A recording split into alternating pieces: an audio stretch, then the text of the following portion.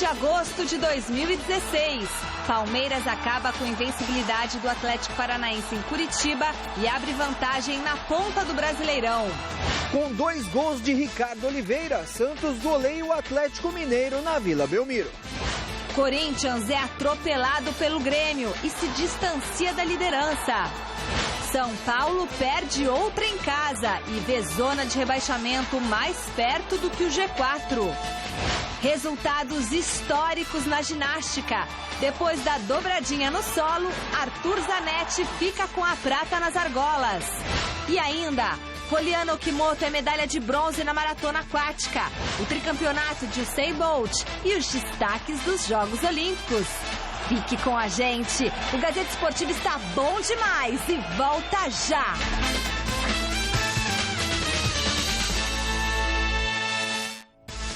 Olá, boa noite! Estamos chegando com o Gazeta Esportiva de hoje, que começa falando de Campeonato Brasileiro. O Palmeiras mostrou por que ocupou por tantas rodadas a liderança da Série A. Em Curitiba, o Verdão visitou o Atlético Paranaense, até então único mandante invicto no campeonato. Em mais um dia de atuação segura da defesa, e em especial do goleiro Jailson, o Palmeiras venceu e manteve a liderança isolada da competição. Na Arena da Baixada, Dudu cobrou escanteio e o zagueiro Vitor Hugo testou firme para o gol e garantiu a vitória do Palmeiras diante do Atlético Paranaense. Com o resultado, o Verdão chegou aos 39 pontos e é o líder isolado do Campeonato Brasileiro. Como o Atlético perdeu hoje aqui a primeira vez, nós perdemos a primeira vez em casa também para o Atlético e soubemos tirar lições disso, né? Que o campeonato é duro e você tem que estar preparado, porque uma rodada muda tudo. Quem estava lá embaixo já sobe, né? Está muito nivelado, está muito parelho. Grande noite para você que acompanha o Gazeta Esportiva. Comentava hoje lá na redação, nos bastidores da TV, justamente que é a típica vitória de um time candidato ao título, de um time campeão. Campeonato por pontos corridos, não adianta aquela conversa de que o ideal é vencer em casa e empatar fora. Empatar fora não garante título algum. O que faz a diferença é justamente você vencer em casa e vencer também fora de casa. E o Palmeiras conseguiu uma vitória importantíssima contra um time que deve arrancar pontos de concorrentes ao título. Já arrancou do Corinthians, já arrancou do Grêmio e deve arrancar de outros times que enfrentar. Deve arrancar do Flamengo. O Atlético Mineiro, não me lembro se jogou lá na Arena da Baixada. Jogou e perdeu. Jogou e perdeu, então já arrancou também do Atlético. Quer dizer, então, foi uma vitória incontestável do Palmeiras no sentido de briga pelo título. Terminou na frente o turno e começa com vantagem ainda maior sobre os concorrentes. Flávio, boa noite para você. Boa noite, Celso Michel, amigos do Gazeta Esportiva. Sem dúvida, é um trabalho muito competente que está sendo feito no Palmeiras. O time teve um resultado ruim quando ele perdeu para o Atlético Mineiro em São Paulo. E aí ele precisaria buscar isso em algum lugar. Ele foi buscar lá no Paraná, onde, conforme você disse, eu concordo, pouca gente vai fazer alguma coisa. Então, o time do Palmeiras realmente é um time muito credenciado ao título. Está jogando um futebol muito bom, muito convincente, juntamente com o Santos e com o Atlético Mineiro. São os três que, nesse momento, estão jogando futebol de primeira qualidade. E estão lá, estão brigando. O Santos também fazendo um trabalho bem legal. E o Atlético voltou a participar desse grupo que está brigando pelo futebol, que está jogando pelo título. Seguinte, vote na enquete que está no ar no site gazetesportiva.com. Nós queremos saber, você acha que o goleiro Jailson está substituindo o Fernando Praz à altura?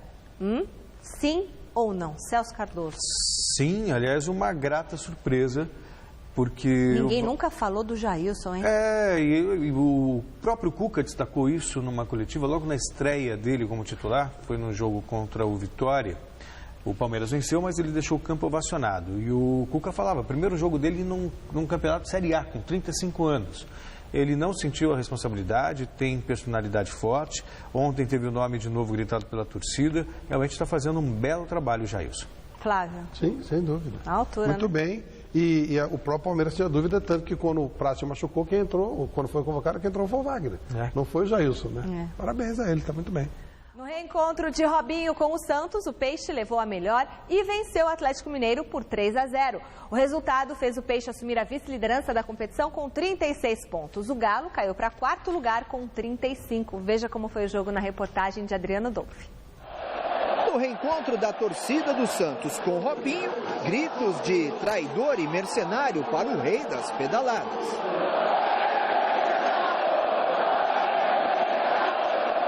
Que ele não tem que provar nada a ninguém. Sentir uma partida, acho que um jogador da vivência, da experiência dele, dificilmente aconteceria. Jogando em casa, o Peixe foi para cima. 2 chances claras de gol, com apenas 2 minutos de jogo.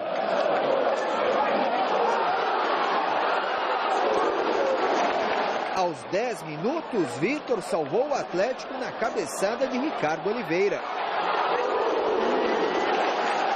Na cobrança de escanteio, Gustavo Henrique subiu sozinho e abriu o placar. 1-0 Santos.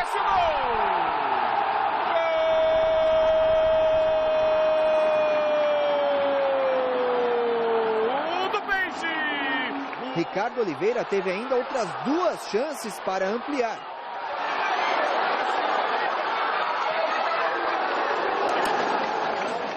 Os visitantes levaram perigo na primeira etapa apenas com Lucas Prato, que mandou a bola na trave.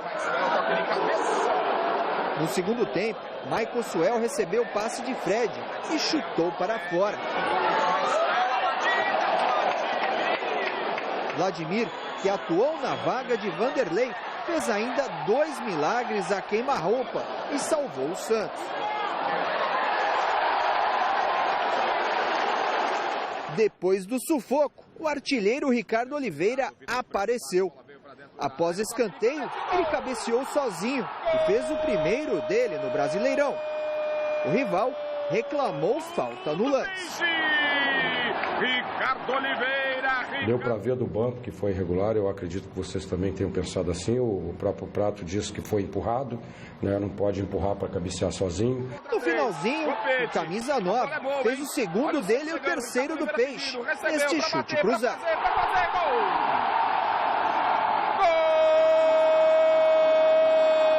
Um apagado Robinho foi substituído aos 40 minutos, sob vaias. Muito vaiado pela torcida do Santos. A verdade é, o Robinho sentiu, hein? E nesse reencontro nada amoroso entre a torcida do Santos e Robinho, melhor para o Peixe, que agora está de volta ao G4. Nesse momento nós brigamos pela liderança do campeonato, com o ataque mais positivo, a defesa mais segura. Eu acho que isso daí são pontos que são inquestionáveis dentro de todos os problemas que nós tivemos. Então é isso que nos deixa satisfeitos e motivados para que busquemos cada dia um pouco mais. O trabalho que o Dorival Júnior faz no Santos é reverenciável, Flávio, sabe? Sim. É sensacional. Uma vitória contra um candidato ao título da maneira como conseguiu, com 3-0, não é para qualquer um. O Atlético Mineiro venceu. O Atlético, né? No joga um futebol bonito. Sim. E a gente viu o que o Vladimir fez. Não é fácil ganhar 3-0. Não, ganhou do São Paulo aqui, bom, teve São Paulo não está bem. Mas ganhou do Palmeiras, realmente muito, muito bem atrás. Foi uma vitória para se destacar. Só não concordo com o comportamento da torcida em relação ao Robinho. Eu acho desnecessário. O cara quando jogou no Santos, honrou a camisa, foi protagonista em várias conquistas de títulos. Não vejo por que agir assim. Acho que existe aí uma certa ingratidão do torcedor e, obviamente, não dá para esperar coerência de torcida, mas educação, pelo menos, né? Mas é que eles, quando recebem propostas melhores dos trabalhos, eles não vão. Não, né? Não, eles ficam lá, não são mercenários. Né? Então, se receber uma proposta de melhor trabalho, não vão, porque eles não são mercenários. É que os caras acham que isso não é trabalho, é diversão. Trabalho do cara, tem que garantir o máximo que ele puder para o sustento da família dele. Não, mas ele sentiu, hein? Ele ficou super chateado, falou aqui. Mas aí também é mimimi, né? Burro velho também já devia estar acostumado com isso, né? Não tem que... Aí já é mimimi, é que o jogador está muito mimimi. Mas o... Ele voltou antes do tempo, lá da China? Ele voltou porque ele foi liberado. Tinha muito estrangeiro e ele não está conseguindo. Então ele não ganhou toda aquela grana? Ganhou a multa, né? Ele foi demitido. Gente, foi... era muito dinheiro. Ele parece que acabou o contrato e aí ele veio embora, mas ele recebeu tudo. Então, mas aí ele chegou aqui, tem um propósito melhor, vai tem que trabalhar. Claro, mas sem falar que no Santos ele jogou muito tempo com um salário atrasado, sem receber um tostão. O cara, isso aqui é o trabalho do cara. O jogador de futebol é um trabalhador como qualquer outro. Quando acaba a carreira, não vai ninguém lá fazer vestibular, ola, fazer vaquinha. Então, mas o futebol é paixão, né, gente? Aí não dá pra... Não tem nada a ver. Aqui não tem. É paixão. Quantas vezes eu não vi jogos, por exemplo, de torcedor aplaudindo o rival, aplaudindo... Isso é educação pra mim, não tem nada a ver com paixão, não. Paixão tem a ver com falta de educação. Agora, falta de educação. Isso aí. Toma um gol, a palavra que eu acho mais correta é hipocrisia. Também. O cara faz, mas ele não quer fazer. O cara quiser a propósito, sai. Mas o importante é enaltecer o que o Santos está fazendo. Um trabalho muito legal, parabéns ao Dorival. E o Atlético também. Aí estavam duas das equipes que vão pleitear o título, junto com o Palmeiras. E o Flamengo se entrar na linha, né? Que ele não consegue se ajeitar. O Grêmio voltou para a parada, tá legal o campeonato. Mas acho que o Atlético, Santos e Palmeiras são os times que estão jogando o melhor futebol no momento. O São Paulo, mais uma vez, tropeçou em pleno Morumbi. Um gol do atacante Sassá, aos 48 minutos do segundo tempo, garantiu a vitória do Botafogo e fez o tricolor terminar a rodada na 11ª colocação. Veja na narração de Vinícius Rodrigues. Rodrigo Lindoso vai passar do lado do Diogo, é pra ele. Marcado pelo Farini, passou por ele, Diogo, tem 3 na área, o cruzamento rasteiro, tá lá! Gol!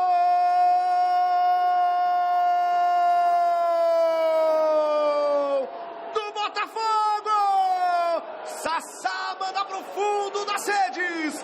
Aqui no Morumbi o Botafogo surpreende, faz no apagar das luzes. Sassá, o Balotelli do Botafogo. 4ª derrota em casa do São Paulo neste Campeonato Brasileiro. O time já deixou pelo caminho 16 pontos na condição de mandante. Começa a se complicar de verdade na tabela de classificação. E o próximo treinador, o Ricardo Gomes, terá muito trabalho pela frente. O Maicon, do jeito que tá, vai brigar para não cair? Tá feio. A situação tá feia, principalmente dentro de casa, onde os nossos objetivos é sempre a vitória. Jogando dentro de casa, onde a gente supostamente tinha que ser mais forte. Eu acho que a gente tá cometendo demasiados erros que estão nos prejudicando. Que tipo de pepino vai pegar o Ricardo Gomes a partir de agora? Não, eu acredito que ele vai pegar um time bom, um time concentrado. A gente vê o São Paulo na maioria dos jogos sendo superior. Acho que falta aquele detalhezinho, onde ele chegando ele vai ter que ajustar. O futebol é de pequenos detalhes, a gente tem cometido alguns erros que são fatais. Foram lá atrás do Ricardo Gomes. Bela vingança do Botafogo, né? O futebol não tem isso. Ninguém respeita nada e não é só o São Paulo. Ninguém respeita ninguém e tá tudo certo. Só que depois não dá para condenar também quando os clubes vão embora. Claro. Embora eu condene não pelo treinador e nem pelo clube, porque eu entendo que os trabalhos, consequência, é que dão resultado. Vídeo do Dorival Júnior. Um ano e poucos grandes. O Grêmio com o Roger. O bom trabalho, o trabalho com o tempo é o que dá resultado. O outro não dá. Então, o ideal seria, né, de ambas as partes, né? Porque também não adianta técnico reclamar depois. Cumpre um contrato. Ponto. Né? O problema todo é que nós deveríamos ter leis que impedissem esse tipo de situação, para qualquer lado. De qualquer forma, o São Paulo contratou um técnico arroz com feijão, né? Ele não tem nada demais, ele não vai atrapalhar, também não vai fazer grandes pirotecnias táticas, ele vai ser um escudo para a direção do São Paulo, que tem um elenco fraco, e vai tentar se virar e tomar cuidado para não cair. O Ricardo é um cara conciliador, é um cara educado, claro. Mas ele é normal, ele é técnico médio, é técnico nota 6, é estilo do Cristóvão, assim. Não é nenhum Dorival, não é nenhum Cuca, não é nenhum Muricy, longe disso. Não é top, Tite, né? Não é um técnico top. Não é. Isso me preocupa um pouco, porque parece que os dirigentes estão achando que técnico não faz diferença. E hoje faz muito, o jogo coletivo faz muito. Mas você tem que dar tempo para o cara trabalhar, seja quem for. O técnico médio ou técnico de ponta. Tanto que vamos ver agora no Corinthians a diferença que faz. O Corinthians foi a Porto Alegre, gente, se deu muito mal, com um público de 50 1.184 torcedores. A Arena do Grêmio teve novo recorde em jogos oficiais e fez a festa dos torcedores que viram o tricolor gaúcho vencer o Coringão. Ó, lavada, hein? 3-0. Veja os gols. Em Porto Alegre, o Grêmio saiu na frente do Corinthians aos 16 do primeiro tempo. Pedro Rocha dominou na entrada da área, deixou Wendel e Balbuena na saudade e bateu cruzado para fazer um golaço, 1-0. No comecinho da segunda etapa, o time da casa ampliou. Everton recebeu de Douglas, levou para o pé esquerdo e bateu no cantinho de Cássio. E ainda tinha mais. Aos 16 minutos, Douglas tocou para Pedro Rocha. Cássio antecipou o lance, mas acabou soltando a bola nos pés de Milner Bolanhos. E ficou nisso. Grêmio 3, Corinthians 0. A equipe do ano passado, que foi campeã, nesse momento do ano também, ela ainda não tinha se transformado na equipe que foi campeã e que foi aí aplaudida por todos nós, que jogou um grande futebol, mas foi do segundo semestre para o final do ano. Então, nós estamos vivendo esse processo e é natural que com essas oscilações a gente tenha que buscar, e isso tem acontecido. Tem feito algumas trocas e durante esse período é possível para poder a gente chegar em alguma equipe que mantenha um nível de performance. O que eles chamam de oscilação, Flávio, já passou. O Corinthians venceu um jogo em 6 partidas. Um jogo só em 6 partidas. Saiu do grupo dos 4 melhores. Quer dizer, o Corinthians está em queda, acentuada. O Cristóvão, ele trouxe algumas mudanças táticas pela filosofia de trabalho dele. Ele pensa futebol diferente do Tite, e aí cada um tem o seu trabalho, a sua filosofia. E ele disse que incomodava muito a ele o fato do Corinthians ter uma defesa muito bem estruturada, mas que chutava muito pouco a gol, o que é uma verdade. A gente lembra que o time do Tite ganhou vários jogos de 1-0, nos minutos finais e tal. E aí ele resolveu colocar dentro da filosofia dele o time mais à frente. Isso significa expor mais lá atrás. Até você chegar a um ponto de equilíbrio que você pode ser mais ofensivo e não sofrer problemas atrás, isso demora. Então ontem, por exemplo, quando ele chutou 25 vezes a gol, que não é uma média que o fazia com o Tite. Sim. Só que ele colocou 2 atacantes, Romero e André, 2 jogadores muito ruins. Então você expõe a defesa para privilegiar jogadores ofensivos mais ruins. Esse é um problema importante que tem que ser visto. Então alguém vai, mas o Tite não jogava com 2 atacantes, eu não gosto de 2 atacantes, isso é minha filosofia, jamais poria 2 atacantes, mas talvez não pusesse, não porque ele era defensivista, sim porque ele sabia o baixo nível dos atacantes, Romero e André. Então não dá para você fazer esse tipo de trabalho no meu conceito. Mas o Cristóvão, ele está apostando nessa situação. De a bola começar a entrar, porque está criando mais oportunidades. 3-0 não contou exatamente o que foi a história do jogo. O Corinthians no primeiro tempo jogou de igual para igual. Só que o ataque é fraco. Então a defesa está mais exposta e o ataque não é o que era. Então, vamos ver, né? O ataque não consegue fazer gol. Vamos ver o que vai acontecer, mas tá feia a coisa. A coisa tá ruim. Agora, não adianta nada o presidente do Corinthians sentar ao lado do técnico numa situação extremamente constrangedora e falar assim, não posso garantir ninguém no comando da equipe. Ele deveria trabalhar um pouquinho mais e trazer reforço para o time. Mas atacante, por exemplo. Não existe uma filosofia. O Corinthians tinha isso até pouco tempo. Quando ficou de 2008 até agora com o Tite e Mano, pensava mais ou menos igual. Agora o Corinthians parece que entrou no mesmo padrão dos outros. Eles estão atrás de um escudo. Enquanto estiver falando, o Cristóvão está mal, está bem. Isso, ninguém olha para a diretoria. Exatamente. Eles podem fazer o que eles quiserem, de maneira competente ou incompetente, que eles terão um escudo. E aí dá a cabeça do técnico, que é uma notícia importante. Aí depois começa a contratação do novo técnico e as coisas vão passando. Não há uma filosofia de trabalho, há escudo. Então o Cristóvão me parece mais um escudo do que propriamente uma sequência de trabalho. Vamos ver. Beleza, e mais 5 partidas movimentaram a 20ª rodada do Brasileirão, que vai ter logo mais, às 8 horas, a Chapecoense recebendo o Internacional em Chapecó. Veja os gols. Na Arena Pernambuco, o Rogério arrancou, fez linda jogada individual e só rolou para Edmilson marcar o gol da vitória do Sport sobre o Flamengo, 1-0. No Moisés Lucarelli, a Ponte Preta venceu o Figueirense com gols no segundo tempo. Aos 5 minutos, Roger tocou, Wendel pegou de primeira e o goleirão Thiago Rodrigues aceitou. E aos 38 foi a vez do próprio Roger receber de Wellington Paulista e fechar o placar em Campinas, 2-0. Em Cariacica, o Fluminense recebeu o Lanterninha América Mineiro e venceu graças ao gol solitário de Henrique Dourado, que recebeu o cruzamento de William Matheus e pegou bonito de pé esquerdo, 1-0. No Barradão, o Vitória saiu na frente do Santa Cruz com Diego Renan, logo aos 5 minutos. O Santa empatou aos 36 com essa bomba de Thiago Costa. William Farias respondeu com outro golaço no começo do segundo tempo e recolocou o Vitória na frente, 2-1. Aos 37 minutos, o baixinho Pisano marcou de cabeça e definiu o placar, 2-2. Mesmo resultado do duelo entre Cruzeiro e Coritiba no Independência. Rafinha, após belo cruzamento de Arrascaeta, fez o primeiro da Raposa. O Coxa não se abalou e virou o jogo com gols de Casim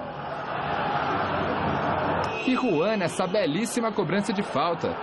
Mas Ábila, após defesa do goleiro Wilson, aproveitou o rebote e empatou o jogo. 2-2, placar final. Bom, seleção brasileira estava marcada para hoje a divulgação dos convocados pelo técnico Tite para as eliminatórias para a Copa do Mundo. Mas a CBF decidiu segurar e só divulgar a lista depois do fim dos Jogos Olímpicos. Como há um limite de prazo da FIFA para comunicar aos times estrangeiros as convocações dos jogadores, provavelmente os clubes já foram avisados dos nomes, né?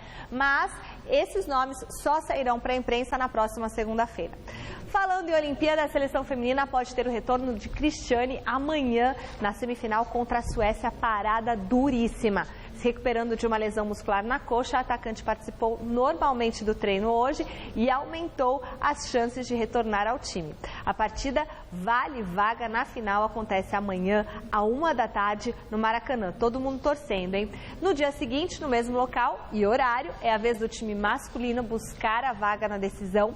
E no sábado, a classificação veio com a vitória sobre a Colômbia, numa partida em que a seleção demonstrou que acordou de uma vez por todas na competição. Em Itaquera, a seleção olímpica do Brasil saiu na frente da Colômbia aos 12 do primeiro tempo, após bonita cobrança de falta de Neymar.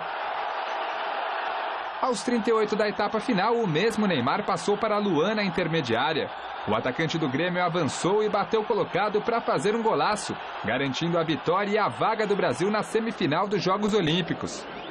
Agora a equipe de Neymar e companhia encara a seleção de Honduras na próxima quarta-feira no Maracanã. Primeiro, porque não foi a convocação hoje? Mimimi.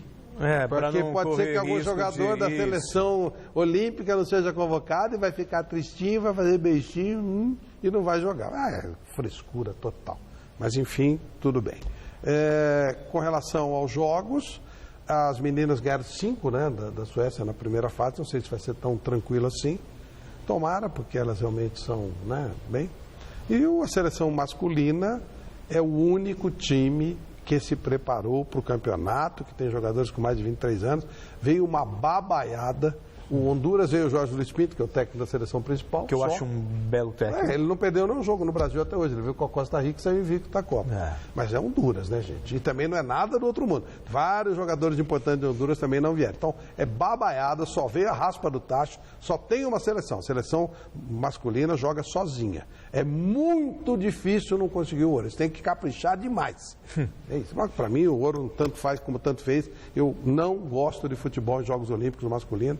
Acho que é uma bobagem. Jogos abertos do interior com grife. Eu não gosto. Futebol tem a Copa do Mundo. Copa do Mundo é Copa do Mundo. E os Jogos Olímpicos servem para os outros esportes. E a gente tem tanta gente maravilhosa aí, mostrando serviço. Phelps, Bolt, essa coisa toda. Futebol tem a Copa do Mundo. Que, para mim, aliás, é maior que a Olimpíada. Então, mas eu vou expor um receio aqui, Flávio. Não sei se você vai concordar comigo. Capaz o Brasil passar por Honduras. A Alemanha, que veio com a raspa do tacho mesmo, passar pela Nigéria. Aí podemos ter uma final Brasil e Alemanha. Ai, Jesus. Aí é capaz o Brasil ganhar da Alemanha e todo mundo achar, tá vendo? Não falamos que foi um acidente, o Brasil perder de 7 da Alemanha. Estamos vingados, ganhamos. Ganhamos. Mas o Brasil não perde 7-1. Pois é, não, eu sei. Mas estamos vingados, ganhamos da Alemanha, demos o troco, sabe? E aí vão enaltecer esses dirigentes que estão ultrapassados, que fogem, que querem a qualquer custo a medalha de ouro para se sentirem mais poderosos, sabe? futebol do país continua o caos de sempre. Esse é um receio que eu tenho. O Brasil pegar uma Alemanha, ganhar da Alemanha e acharem realmente que o futebol brasileiro é uma maravilha. Ganhar de Honduras primeiro, né? Porque você nunca sabe, né? O jogador brasileiro cheio de mimimi, cheio de nhenhenhé. Olha, tem que caprichar para não ganhar. Tem que caprichar. É mais ou menos assim. O técnico é bom. Eu gostaria de ver esse técnico trabalhando aqui. Quem? O técnico de Honduras, trabalhando na Costa Rica. Ele trabalhou aqui, ele estudou na USP, ele é corintiano e tal. Ele adoraria trabalhar aqui também. Agora, é melhor a gente esperar um pouquinho, né? Porque é muito difícil de perder, mas às vezes os caras conseguem, né? As coisas dessas. Hora de dar um giro pelo que de melhor aconteceu no final de semana olímpico. Vamos lá. Entre os brasileiros, destaques para a dobradinha na prova do solo na ginástica e a classificação de Robson Conceição para a final no boxe. Mas as grandes estrelas do final de semana foram as lendas Michael Phelps e Usain Bolt, que continuaram fazendo história.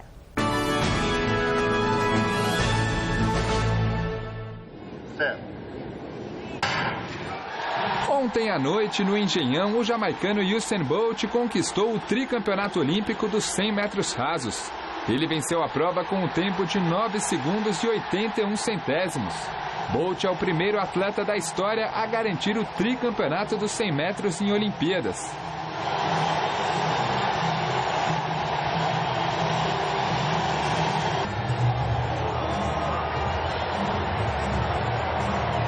O ginasta Diego Hipólito, enfim, conseguiu a tão sonhada medalha olímpica.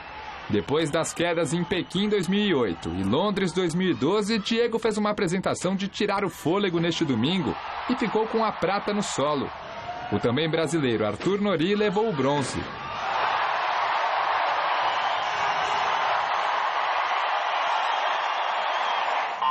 Além da Michael Phelps, anunciou a aposentadoria das piscinas após ter conquistado 5 medalhas nos Jogos do Rio. No sábado, o nadador assegurou a última de ouro ao vencer o revezamento 4x100 medley com o time dos Estados Unidos. A seleção masculina de vôlei do Brasil segue tendo dificuldades no Grupo A da Olimpíada.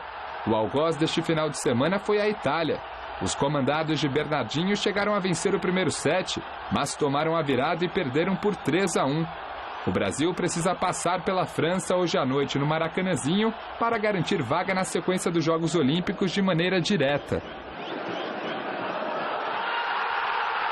Já a equipe de José Roberto Guimarães segue a todo vapor no Rio de Janeiro. A seleção feminina de vôlei venceu a Rússia ontem por 3-0 e permanece invicta nesta edição da Olimpíada.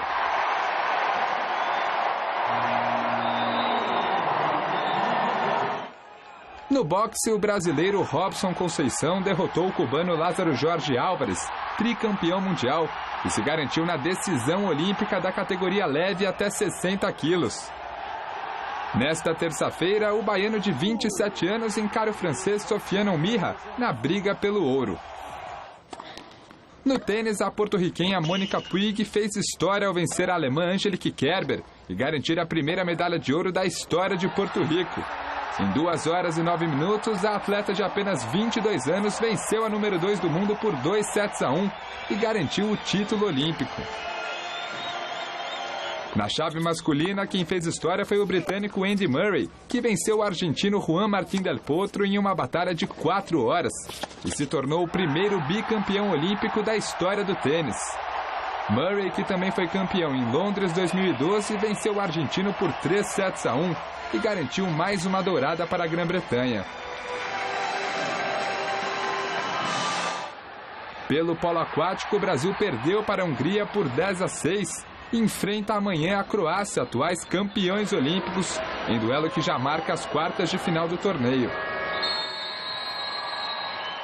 No vôlei de praia feminino, o Brasil já tem medalha garantida. Isso porque as duas duplas brasileiras estão na semifinal. Larissa e Thalita passaram um sufoco, mas venceram as suíças Heydrich e Zumher por 2-1.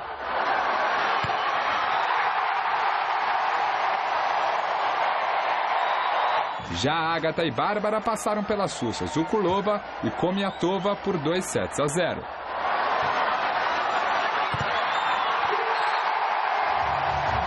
Pelo handebol feminino, o Brasil venceu ontem de manhã a seleção de Montenegro por 29-23 e fechou a primeira fase na liderança do Grupo A, com 4 vitórias e 1 derrota. Com o triunfo, nossas meninas enfrentam nas quartas de final a Holanda, em duelo marcado para as 10 horas da manhã desta terça-feira. O que preocupa mesmo é ter uma surpresa, o vôlei masculino corre risco de ficar fora da próxima fase. O basquete masculino também venceu hoje a Nigéria, mas tem que torcer para a Argentina ganhar da Espanha. Isso para que o Brasil possa enfrentar os Estados Unidos na próxima fase. Aí é brincadeira, hein? Ou cai fora agora ou cai depois. Mas pelo menos tem a possibilidade de um jogo contra os americanos. Mas é triste a situação desses dois esportes que já foram campeões no passado. O basquete mais longínquo, né? E o vôlei até recentemente. Eu não sou hipócrita de dizer que eu entendo desses esportes, que eu não entendo, não acompanho. E então não vou ficar aqui criticando nada. Mas 31º lugar, está atrás da Tailândia, está atrás da Coreia do Norte, atrás do Cazaquistão, atrás da Jamaica, atrás do Quênia. Gasta-se uma grana tremenda. Reza a lenda que a natação custou 100 milhões. É a maior delegação da natação. Pô, 100 milhões para nada? Então, melhor não fazer. Olha, 31º lugar, se eu fizer uma delegação da Penha, acho que eu faço mais ou menos isso, hein, gente? Pelo amor, olha os países que estão na frente do Brasil. Oh, se aquelas dos asilados fizerem uma medalha de ouro, passa o Brasil. Asilado, os caras que fugiram em barquinho e tal. Então eu não posso conectar porque eu não conheço, eu não acompanho, e não entendo e até nem curto. Sinceramente, eu sou futeboleiro. Mas 31º é de lascar, hein, gente? Pelo amor de Deus. Venderam uma ideia e uma expectativa por causa do investimento que foi feito, para justificar também o investimento nos Jogos Olímpicos. Acho que roubou-se bastante nisso, pois né? É. Porque não é possível. E a gente sabe, né, que na verdade, eu repito aqui, eu tenho dito isso e espero que essa caixa preta seja aberta. Nunca se investiu tanto no esporte no Brasil. Isso é fato, são números. Só que esse dinheiro vai para as federações e não chega no atleta, Flávio. Mas às vezes aliás, os caras também são chorões, mimimi. Aproveitando isso que vocês estão falando, da falta de investimento, o Kung Fu não faz parte dos Jogos Olímpicos, mas teve o campeonato pan-americano de Wushu Championship lá no Texas, e a seleção brasileira de Kung Fu ganhou medalha sem investimento, sem patrocínio, que é uma vergonha, tá bom? E eles, olha, lutaram muito para estar lá. Eu quero dar os parabéns para Nayara Ribeiro Rocha e para o Gustavo, que conseguiram medalhas para o Brasil. Parabéns, vocês nos representam, mas o Kung Fu brasileiro precisa de medalha, precisa de dinheiro e precisa de investimento. Parabéns para vocês, deixaram nós brasileiros muito felizes. Continuando falando de Olimpíadas, depois de fazer história, o Usain Bolt foi até a arquibancada do Engenhão abraçar amigos e familiares que assistiram ao tricampeonato. Entre eles, 2 ex-atletas olímpicos da Jamaica que os bike repórteres Renata Falzoni e Murilo Azevedo encontraram na saída do estádio olímpico. Confira. Tão logo Usain Bolt conquistou o tricampeonato, ele corre na plateia e saúda amigos e familiares. E adivinha, nós os encontramos aqui fora do Engenhão. It's different because the whole entire stadium embraced him. And we are really taken aback that everybody was saying Usain Bolt, including the Brazilians. And people love him because you see he's very humble. You know, have a lot of humility, you know, and he's just full of very charismatic. His personality is what evokes people's spirit to love him and to cherish him. 1 in a million. Yeah. We won't see this again for the next maybe 50 years. But we love it. Yeah. A dupla Alisson e Bruno Schmidt garantiu vaga nas semifinais do vôlei de praia ao vencerem os americanos Dalhausser e Lucena por 2-1. A equipe de basquete masculino encerrou a primeira fase com vitória de 86-69 sobre a Nigéria e agora aguarda o duelo entre Argentina e Espanha, como o Celso já falou, para saber se avança a próxima fase. Vitória dos hermanos, classifica o Brasil, vai ter que torcer sim para a Argentina. E hoje teve mais pódio brasileiro na ginástica. Arthur Zanetti, medalha de ouro nas argolas em Londres, ficou com a prata. Não, foi Londres, João. Ouro foi em Londres. E agora ficou com a prata. E ele fez história ao ser o primeiro ginasta brasileiro a ter 2 medalhas olímpicas. Veja essas e outras notícias no nosso Giro. Pelo ciclismo masculino, o brasileiro Gideone Monteiro entrou na pista do velódromo e terminou a 4ª prova classificatória do contrarrelógio na 16ª posição, com um tempo de 1 minuto, 5 segundos e 505 milésimos. Já Isaquias Queiroz começou muito bem a sua participação nas Olimpíadas. Na categoria C1 de 1.000 metros, o brasileiro venceu com folga a prova classificatória e já garantiu vaga na final, marcada para amanhã desta terça. O tempo do brasileiro foi de 3 minutos, 59 segundos e 615 milésimos. A primeira medalha brasileira nesta manhã veio na maratona aquática feminina de 10 quilômetros. Poliana Okimoto chegou na 4ª posição, mas acabou beneficiada após os juízes da prova desclassificarem a francesa Aurélie Miller, que havia chegado na 2ª posição, por se apoiar na italiana Raquel Bruni na linha de chegada, movimento considerado ilegal pela direção da prova. Melhor para a Poliana, que garantiu mais um bronze para o Brasil. O ouro ficou com a holandesa Sharon van Ruenda. Mas os pódios brasileiros não pararam por aí. No início da tarde, Arthur Zanetti conquistou a prata nas argolas, sendo superado apenas pelo grego Eleftherios Petronias. Zanetti não fez feio. Com uma prova segura, chegou a nota de 15.766, garantindo a sua 2ª medalha olímpica. Fechando o pódio, o bronze ficou com o russo Denis Abliazin, com 15.700. Hoje, um acidente provocou um grande susto e feriu torcedores no Parque Olímpico, turistas que estavam andando por lá. Essa notícia é destaque lá no site gazetesportiva.com. Uma câmera que captava imagens aéreas do Parque Olímpico caiu depois do rompimento do cabo de sustentação. Pelo menos 5 pessoas foram atingidas pela câmera e pelo cabo, ficaram levemente feridas e receberam atendimento médico no local. O equipamento pertence à Olympic Broadcasting Services, empresa responsável por fazer as imagens das competições. Gente, machucou feio o nariz da turista ali, né? Que pena, que pena. Diferente do que aconteceu nas últimas rodadas, nada de folga na segunda-feira para o líder do Brasileirão. Veja na reportagem de Adriano Dolfi. O sorriso de Vitor Hugo não esconde a alegria pela vitória contra o Furacão e a liderança no Campeonato Brasileiro. Por ser fora de casa, foi importantíssima a vitória pra gente. Tipo, a gente contando que poderia conseguir um resultado bom e tal, que no ruim a gente ia sair pelo menos com um ponto, e graças a Deus conseguimos sair com 3 aí. A alegria é em dobro, porque o gol da vitória foi dele. É o posicionamento e é também o tempo de bola, a batida também, que tem que ser bem feita, né? O Dudu bateu muito bem a bola lá, eu consegui pegar ela no ponto alto e consegui fazer o gol. É legal isso aí. Agora eu consegui fazer, trouxe a cambalhota de volta aí, espero que ela dê sorte que os gols voltem. Só felicidade, não consegui nem dormir de emoção. E o zagueiro que vai completar 100 jogos com a camisa do Verdão no próximo final de semana, lembrou que teve propostas para deixar o clube, mas o foco agora é um só. Eu fiquei sabendo dessa proposta aí, mas eu falei que eu deixei com o pessoal de fora, que meus empresários e o pessoal da direção ali que tomasse conta disso, que eu queria só estar ligado aqui dentro, queria estar ligado aqui no Palmeiras. E foi isso que aconteceu, eles chegaram num acordo lá. Foi bom, eu acho que foi bom para todos os lados, e o importante é a gente estar aí, continuar aí firme na pegada aí, que se Deus quiser as coisas vão acontecer da melhor maneira possível até o final do ano.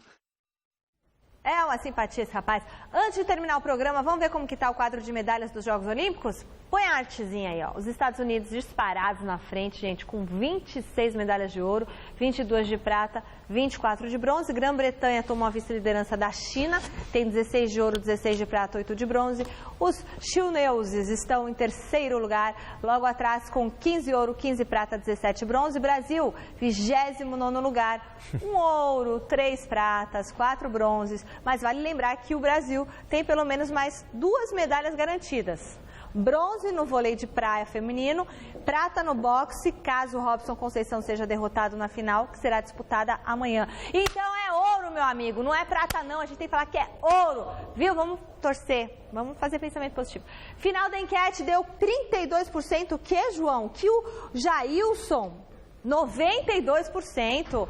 Que sim, está substituindo o Fernando Praz à altura, o goleirão do Palmeiras, Jailson, 92%. Unanimidade esse rapaz. Nunca mais sai do gol. Tchau, Celso. Tchau.